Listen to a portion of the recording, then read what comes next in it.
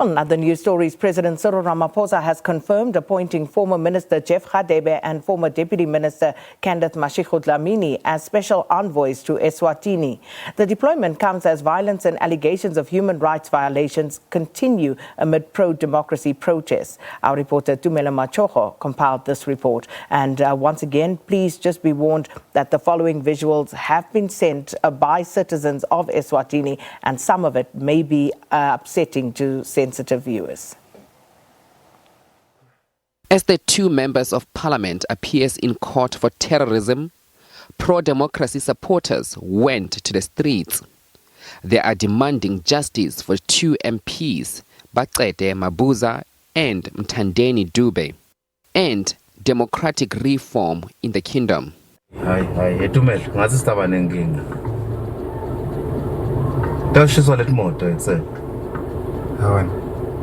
This man says, "We have a big problem here. Vehicles are being set alight." Another one says, "They are burning vehicles with people inside. The police are shooting them with live rounds."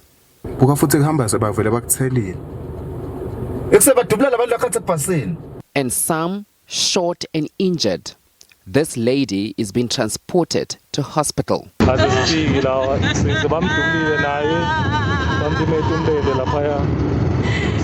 good, just for the record here. And this man claims to have been shot with live ammunition. He says he was shot at a taxi rank and left there, and had to arrange transport to get to hospital. Then the hospital confirmed he was shot with live ammunition. Schools remain closed and taxi not operating in solidarity with the protesters. Attempts to get government comment were unsuccessful.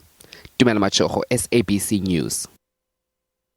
So for more on the deployment of the special envoys, we speak to SABC News International editor Sophie Mokoena. Sophie, good morning. So for starters, let's just take a quick look at what is currently happening in Eswatini and what has given rise to the latest escalation, it would seem, in the brutality that we see playing out. Yesterday, many took to the streets as they were fighting that those two parliamentarians who were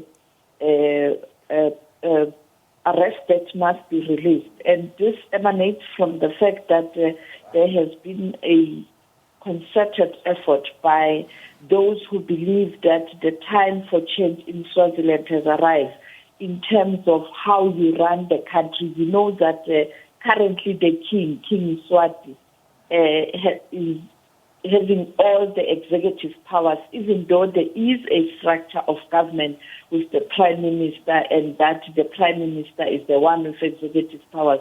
But in terms of how that is being implemented, it is the King who is an absolute monarch. And people in Swaziland want change. They want to elect government directly. And therefore they want a situation where the King will do away, or Eswatini will do away with the system of governance where you rely mainly on monarchy and traditional leaders. And yesterday, young people took to the streets demanding that those who were arrested must be released. And that led to the security forces, including the army and the police, firing live ammunition to ordinary citizens. And many people, based on information we're getting, but also the visuals coming and pictures from Swaziland, they show a situation where the King and the government of Eswatini has unleashed the security forces to attack, harass, and violate human rights of citizens of Eswatini.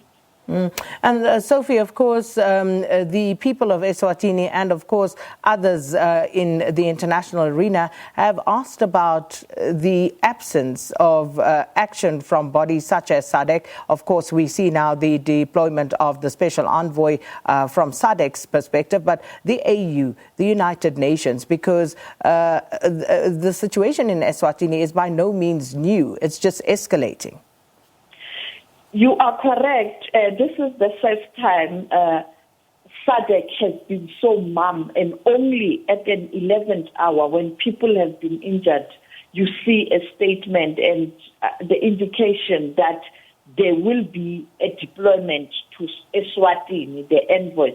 The problem with that statement, it says this week, and therefore you don't know whether it is today, tomorrow, or Saturday, and you cannot wait anymore because you don't know the impact of the violence and the tension yesterday, because even journalists cannot get into Eswatini. The problem is that the accreditation system of Eswatini is very, very complicated. You cannot, as a journalist, just get into Swaziland, Eswatini, and work immediately. You must get an accreditation. It is very expensive. It takes too long, and therefore international media cannot easily access credible information. Therefore, the SADC delegation is the only delegation that can be able to interact with people in Eswatini and share proper information. But there was reluctance to act or to move into Eswatini or to communicate. We know that under President Mokgweetsi Masisi of Botswana, he did send the envoy when he was the chair of organ on defense, politics and security. But now South Africa took over, after the SADC meeting in Malawi.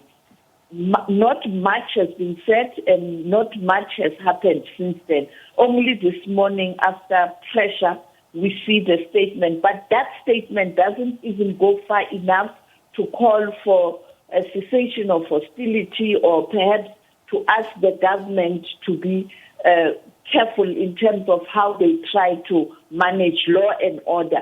It is only a statement that speaks to envoys who are likely to go to Eswatini with no specific time frame or date, neither the terms of reference or what the envoy or the team will be doing in Eswatini. And therefore, yes, there is a statement, but it doesn't go far enough.